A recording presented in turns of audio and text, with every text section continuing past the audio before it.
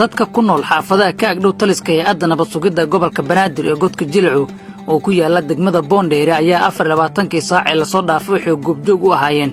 dhaqaaqi ciidan oo iska soo horjeeda oo ka jira xarunta godka Jilcu. ciidamo ka tirsan hay'adda nabad sugidda qaranka oo wata gaadiid dagaal ayaa shalay galab waxay soo duldegeen ciidanka waran oo iyagana ka tirsan hay'adda nabad sugidda Soomaaliya isla markaana ilaaliya xarunta godka Jilcu ee degmada Boondheere. saraakiil ku ammaanka ayaa ay sheegay in xalay fiidkii hore saacado markii ay joogeen kadib ciidanka duufaan ee goobta ka tageen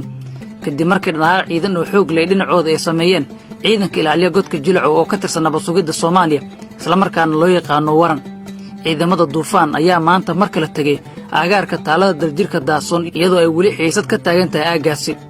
ila wareedyo ku ammaanka ayaa ay sheegay inaysan ogeyn sababtay u soo laalaabanayaan ciidamada duufaan oo hore looga diiday inay galaan xarunta hay'adda nabad sugidda sirdoonka qaranka ee Habarqadiijo oo ah taliska ugu weyn ee nabad sugidda Soomaaliya.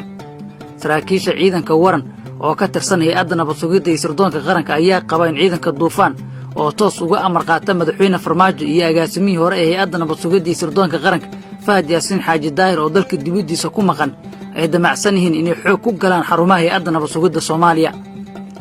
qaar ka mid ah shacabka ku nool xaafado ka tirsan degmada Boondheere ayaa ka cabsi qaba in labada ciidan oo dagaal dhex maro markii loo eego dhaqaaqyada ka soo horjeeda oo ay wadaan. xaafadaha taalada daljirka Daasoon iyo dhabarka dambe ee godka Jilcu oo hore u martigeliyay weerarkii lagu qaaday madaxweynayaashii hore ee Soomaaliya Xasan Sheekh Maxamuud iyo Sheekh Shariif Sheekh Axmed ayaa haddana waxay ka cabsi qabaan inay mar kale martigeliyaan dagaallo u dhexeeya ciidamo ka wada tirsan dawladda Soomaaliya. inkastoo xilligan ay degan tahay magaalada Muqdisho haddana waxaa si weyn looga dareemayaa saameynta khilaafka madaxweyne Farmaajo iyo ra'iisul wasaare Rooble. tan iyo markii uu bilowday khilaafka culus ee u dhexeeya madaxweyne Farmaajo iyo ra'iisul wasaare Injineer Maxamed Xuseen Rooble weli lama diiwaan gelin dhaqaaq ciidan oo dhinaca xukuumadda ah,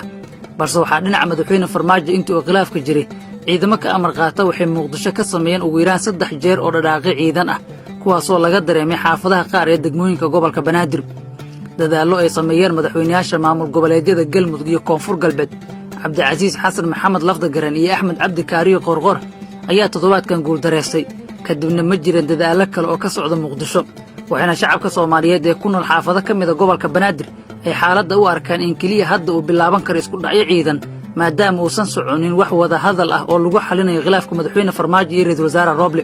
ciidamada duufaan oo ah dhalinyaro markoodii hore ka tirsanaa dagaalamayaasha Al-Shabaab iyo qaar laga keeno gobolka Gado ee koonfurta Soomaaliya waa ciidanka kaliya ee toos uga amar qaata madaxweyne Farmaajo iyo agaasimihii hore ee hay'adda nabad sugidda sirdoonka qaranka Fahad Yaasiin Xaaji Daahir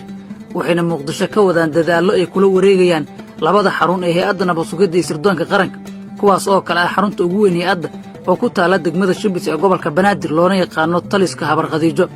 iyo xarunta nabad sugidda gobolka Banaadir oo loo yaqaano godka Jilcu ku yaala degmada Boondheere ee gobolka Banaadir. lama oga halka uu saldhigan doono khilaafka culus ee u dhexeeya madaxweyne Farmaajo iyo ra'iisul wasaare Rooble oo maalinba maalinta ka dambaysa ka sii daraya.